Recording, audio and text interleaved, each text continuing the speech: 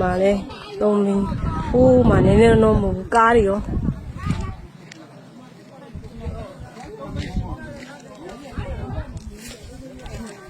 မကြည့်အောင်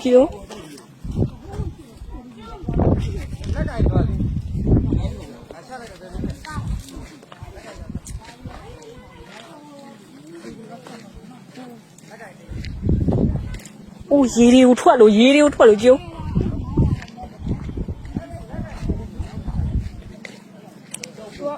အောက်ထဲမှာမြည်ကြီးထားတဲ့အစီအစဉ်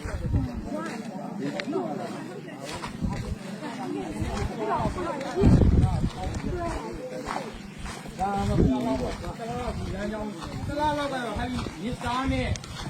ပြင်ဒီလမ်းကြောင်းတော့ယာယီဖြစ်မှာပါလေ။ဒီနေ့ကတော့တော့နဲ့ဆင်ရမှာ။အဲလိုမြင်ရမှာ။တရားကတော့ထိခိုက်မှုသိမ့်မရှိပြီမဲ့။ဒီပြည့်ကြောင်းကြတော့အင်မတန်မှဟိုမှာကားကြီးဟုတ်ကားကိုဘက်ဆက်သွားလို့မရတော့ဘူး။မရတော့ဘူး။ကူးကြမှာတော့ခင်ဗျားတို့ထုတ်ကြည့်နေအဲ့ဒါကြီးကိုကားတစ်စီးမှာ။ဒါလည်းတော့ဘာမှမဟုတ်ဘဲနဲ့ရှင်းမလို့ရတဲ့ကူးကြမှာ။